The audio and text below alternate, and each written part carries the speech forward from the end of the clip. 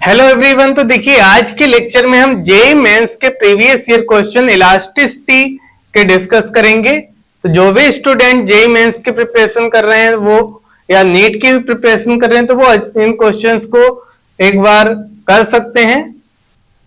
तो देखिए हम स्टार्ट करते हैं फर्स्ट क्वेश्चन से। A force is applied to a steel wire a rigidly clamped at one end. As a result, elongation in the wire is 0.2 millimeter. If same force is applied to another steel wire B of double the length and diameter 2.4 times that of the wire A, the elongation of the wire B will be। तो देखिए यहां पर जो value given है उससे हम लिखेंगे given, यहां पर वायर ए के लिए जो डेल्टा एल दिया है एलोंगेशन ये 0.2 मिलीमीटर दिया गया है और फोर्स ए और बी के लिए सेम दिया है, एफ रहेगा। और एरिया जो है इसको हम ए मान सकते हैं, डायमीटर ले सकते हैं डी, ए के लिए डी है। और इसके बाद लेंथ जो है एल, ए की एल ले लेते हैं, बी के लिए जो लेंथ दी है एल बी ये 2 टाइम्स ऑफ ए के है तो ये हो जाएगा 2L। और डायामीटर जो बी का है ये 2.4 टाइम्स ऑफ ए के होगा तो ये 2.4 टाइम्स ऑफ डी हो जाएगा। और डेल्टा एल भी फाइंड करना है। तो यहां पर हम इसमें यंग मॉडुलस का फार्मूला अप्लाई करेंगे, y is equal to F upon A और डेल्टा एल अपॉन एल होगा। तो यहां पर डेल्टा एल की जो वैल्यू आएगी एफ अपॉन ए और ये एल अपॉन वाई हो जाएगा। अब यहां पर डेल्टा एल एल जब लिखेंगे हम तो ये होगा एफ इंटू एल और ए की वैल्यू हो जाएगी पाई डी स्क्वायर बाई 4 के, पाई आर स्क्वायर होता है तो यहां पर डी बाई 2 करेंगे, डी स्क्वायर बाई 4 हो जाएगा।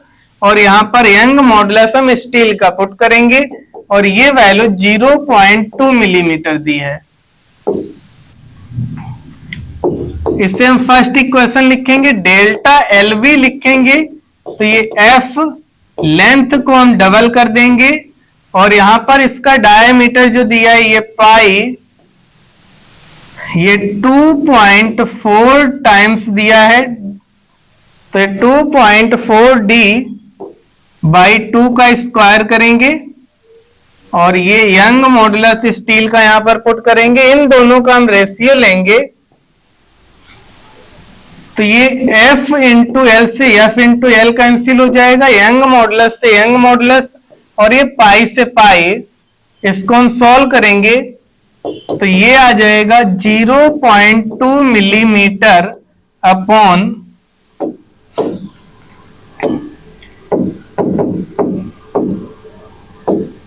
डेल्टा एल बी और यहां पर ये 2 का स्क्वायर 4 होगा।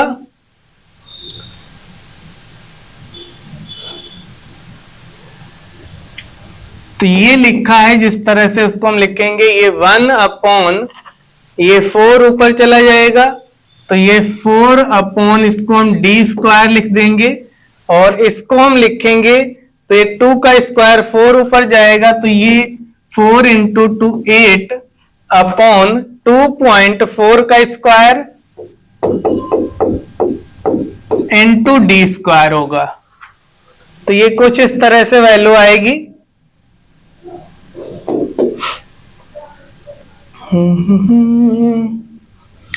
डी स्क्वायर से ये डी स्क्वायर कैंसिल हो जाएगा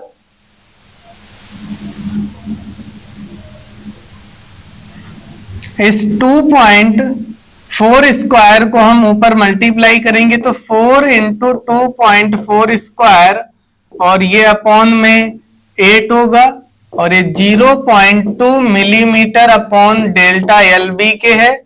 ये 4 से इसमें डिवाइड कर देंगे 2 हो जाएगा। अब इसको जब सॉल्व करेंगे तो ये डेल्टा एल बी की वैल्यू आएगी 0.2 इंटू 2 0.4 ये मिलीमीटर और यहां पर 2.4 का स्क्वायर करेंगे, इससे डिवाइड करेंगे। तो इसको जब हम सॉल्व करेंगे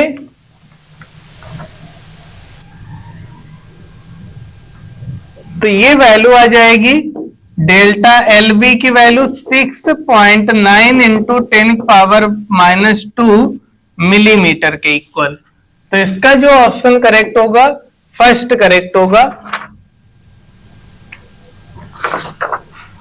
इसके बाद next question, choose the correct relationship between Poisson's ratio sigma bulk modulus के and modulus of rigidity eta of a given solid object. तो देखिए ये थ्योरेटिकल क्वेश्चंस है, यहां पर इसका जो ऑप्शन करेक्ट होगा ये थर्ड करेक्ट होगा।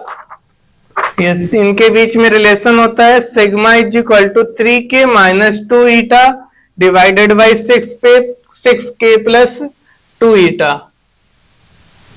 इसके बाद next question, as shown in the figure in an experiment to determine Young's modulus of a wire, the extension load curve is plotted.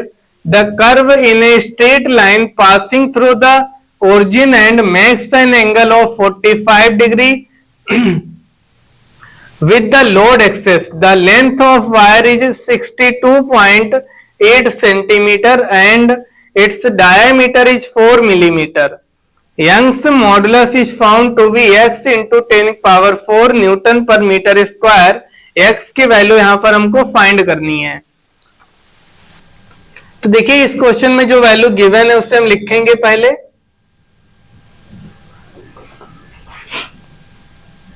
Length of wire दिया है 62.8 सेंटीमीटर, इसे हम 62.8 into 10⁻² metre लिख सकते हैं और ये एंगल थीटा 45 डिग्री दिया है। यंग्स मॉडुलस हमें फाइंड करना है तो y इक्वल टू जो फार्मूला होता है ये f अपॉन a और ये डेल्टा l अपॉन l के होता है, तो l ऊपर चला जाएगा तो ये रिलेशन होता है इनके बीच में। वैल्यू पुट करेंगे, ये लोड और एक्सटेंशन का ग्राफ दिया है, नहीं यहां से tan थीटा जो होगा ये डेल्टा L अपॉन एफ की वैल्यू ये tan थीटा के इक्वल होगी, यानी डेल्टा L अपॉन एफ ये 1 होगा, यानी एफ अपॉन डेल्टा L को हम लिख सकते हैं 1। तो इस एफ अपॉन डेल्टा L की वैल्यू 1 लिख देंगे, ये स्लोप हो जाएगा इसका और लेंथ की वैल्यू दी है 62.8 इंटू 10⁻⁻² मीटर के इक्वल। एरिया होगा पाई और इसमें डायमीटर दिया है 4 मिलीमीटर, तो r की वैल्यू हो जाएगी d बाई 2 का स्क्वायर करेंगे तो d स्क्वायर बाई 4 यानी ये इंटू 4 हो जाएगा। पाई की वैल्यू होती 3.14, ये 3.14 होती है, इससे इसमें डिवाइड करेंगे तो ये 20 हो जाएगा और यहां पर d की वैल्यू हम पुट करेंगे तो 20 इंटू 10⁻⁻² और इंटू 4 अपॉन ये डायमीटर की वैल्यू है 4 का स्क्वायर होगा 16, 10⁻⁻³ का स्क्वायर हो जाएगा 10⁻⁻6। इसको सॉल्व करेंगे 20 इंटू 4 हो जाएगा 80 इंटू 10⁻⁻² अपॉन 16 इंटू 10⁻⁻6। 16 से 80 में डिवाइड करेंगे 5 हो जाएगा और ये 10 पावर ऊपर ट्रांसफर करेंगे तो 5 इंटू 10 पावर 4 न्यूटन पर मीटर स्क्वायर आ जाएगा। एक मिनट, हाँ सही है। तो यहां से x की जो वैल्यू आ गई है वो 5 आ गई है, x की वैल्यू 5 आएगी। इसके बाद नेक्स्ट क्वेश्चन, यहां पर देखिए 2 स्टेटमेंट दिए। स्टेटमेंट फर्स्ट असर्शन में कह रहा है steel is used in the construction of buildings and bridge. जो स्टील होता है उसको हम बिल्डिंग की कंस्ट्रक्शन में यूज करते हैं या ब्रिज वगैरह बनाते हैं तो उनके लिए यूज करते हैं। क्यों? क्योंकि जो स्टील होता है मोर इलास्टिक होता है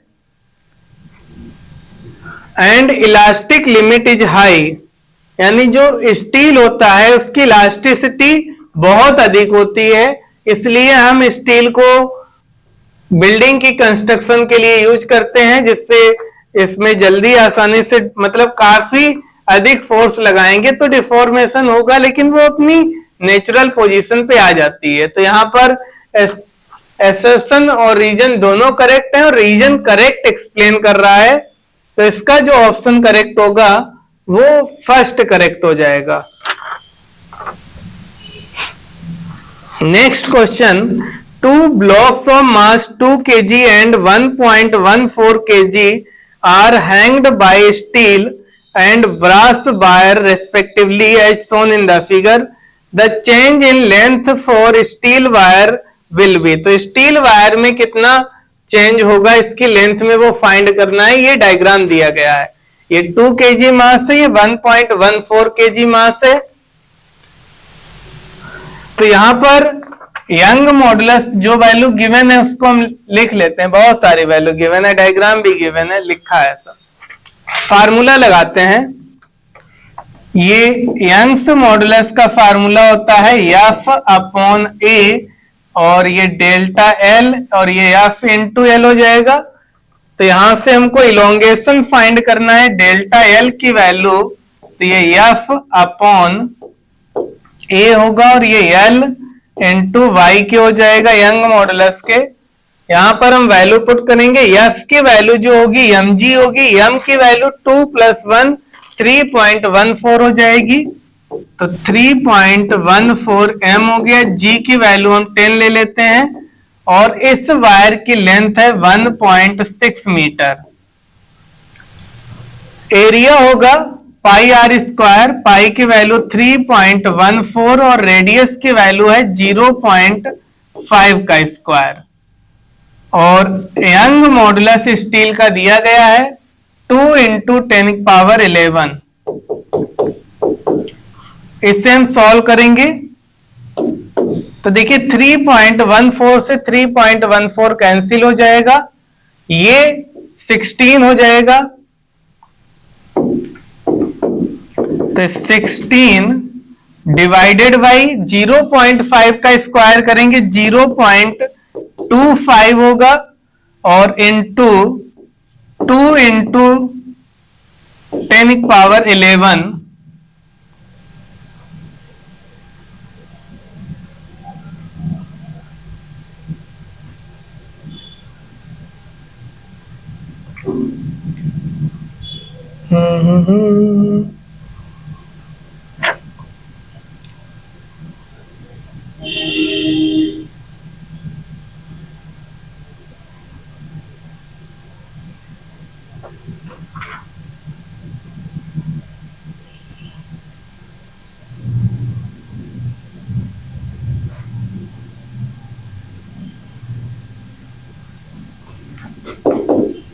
तो 16 × 10⁻11 हो जाएगा और इसको हम मल्टीप्लाई करेंगे तो ये हो जाएगा 0.5।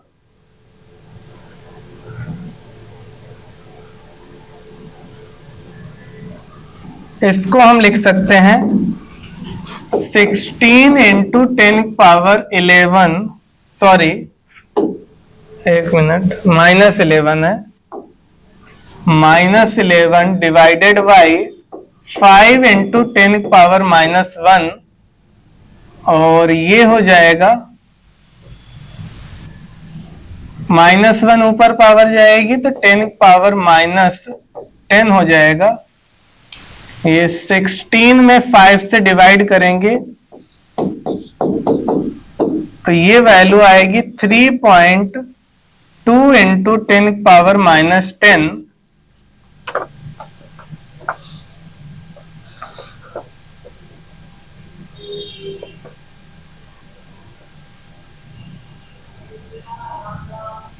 मीटर के equal.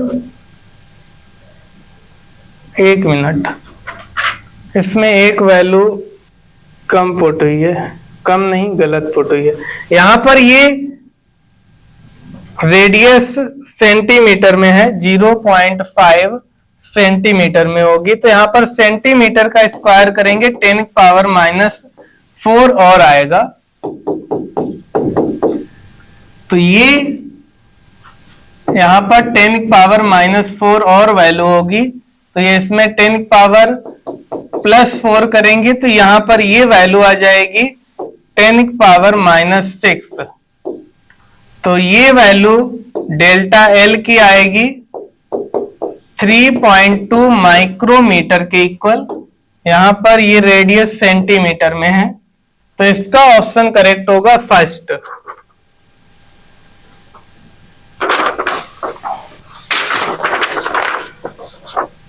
Next question, under the same load, wire A having length 5 meter and cross section 2.5 into 10⁻⁵ meter square, stretched uniformly by the same amount as another wire of length 6 meter and a cross section of 3 into 10⁻⁵ meter square stretched, the ratio of Young's modulus find करना है।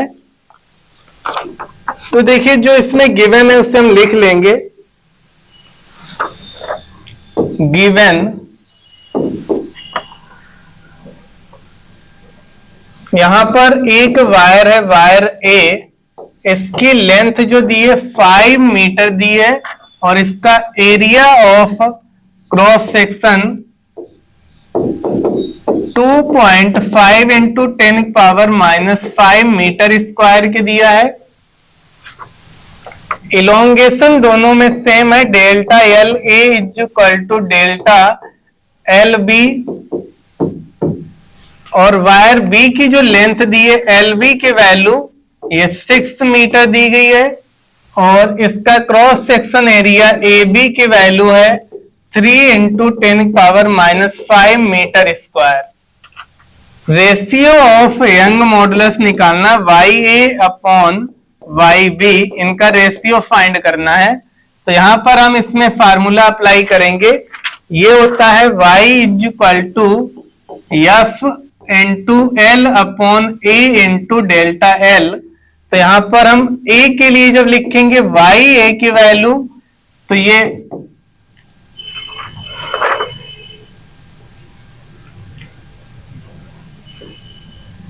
इसमें force भी same दिया है,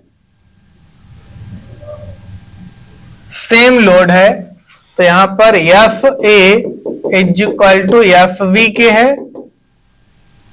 तो F की value same होगी। Length जो एल ए की लेंथ है ये 5 मीटर है और area of cross section 2.5 into 10⁻⁵ और डेल्टा एल सेम है।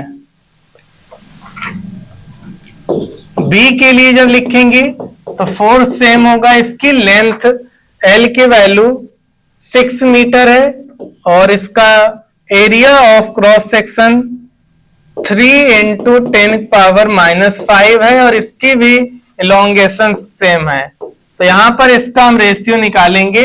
तो देखिए एफ से एफ कैंसिल होगा, डेल्टा एल से एल, ये 3 को हम ऊपर मल्टीप्लाई कर देंगे तो ये 5 इंटू 3 इंटू 10⁻⁵ और यहां पर 2.5 इंटू 6 इंटू 10⁻⁵ होगा।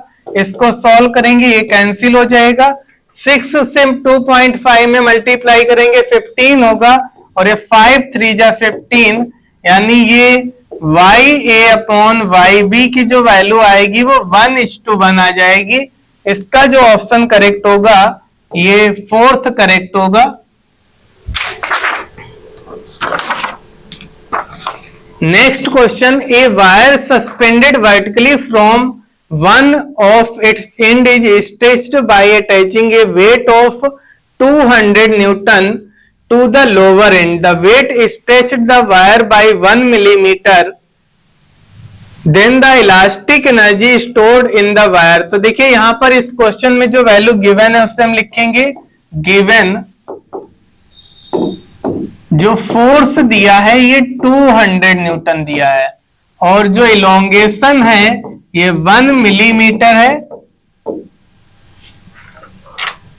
स्टोर्ड एनर्जी फाइंड करनी है तो यहां पर हम स्टोर्ड एनर्जी का फार्मूला अप्लाई करेंगे।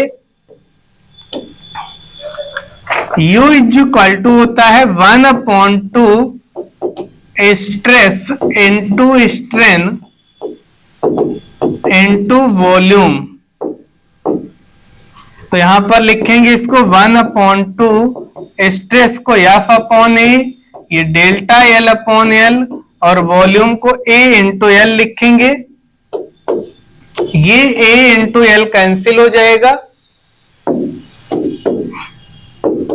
तो ये 1/2 F इंटू डेल्टा L के होगा और F और डेल्टा L की वैल्यू हम पुट करेंगे तो 1/2 फोर्स है 200 और इलोंगेशन की वैल्यू है 1 मिलीमीटर 10⁻³ इससे हम सॉल्व करेंगे तो ये वैल्यू हो जाएगी 0.1 जूल के इक्वल। सॉरी एनर्जी है ये एनर्जी स्टोर U की वैल्यू आ जाएगी 0.1 joule.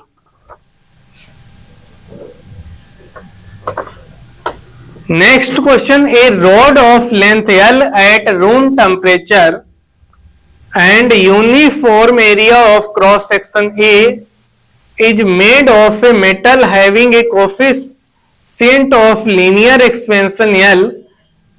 It is observed then an external compressive force F is applied to each of its end prevent any change in the length of rod when its temperature rises by delta K. Young's modulus Y for the metal is।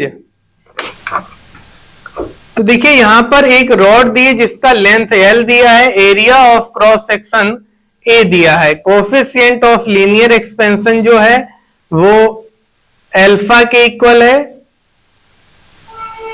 और इस पे जो force apply कर रहे हैं इसके each and पे वो F होगा तो इससे इसमें कंप्रेशन होगा।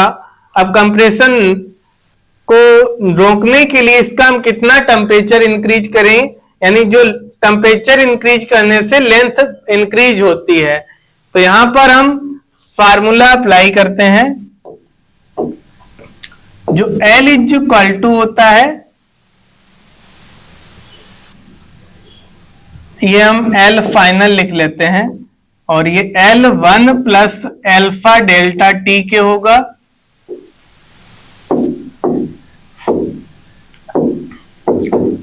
इसको अंदर मल्टीप्लाई करेंगे तो ये L अल्फा डेल्टा T हो जाएगा और इसको इधर ट्रांसफर करेंगे तो ये डेल्टा L होगा L अल्फा डेल्टा T के और यहां से डेल्टा L/L की वैल्यू आएगी अल्फा डेल्टा T के इक्वल। अब यंग्स मॉडुलस जो होता है Y is equal to F/A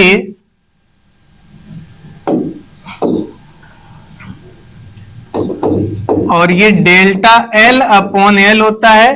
यहां पर डेल्टा L/L की वैल्यू यहां से हम पुट कर देंगे अल्फा डेल्टा T तो ये हो जाएगा F/A अल्फा डेल्टा T के इक्वल, ये यंग्स मॉडुलस आ जाएगा।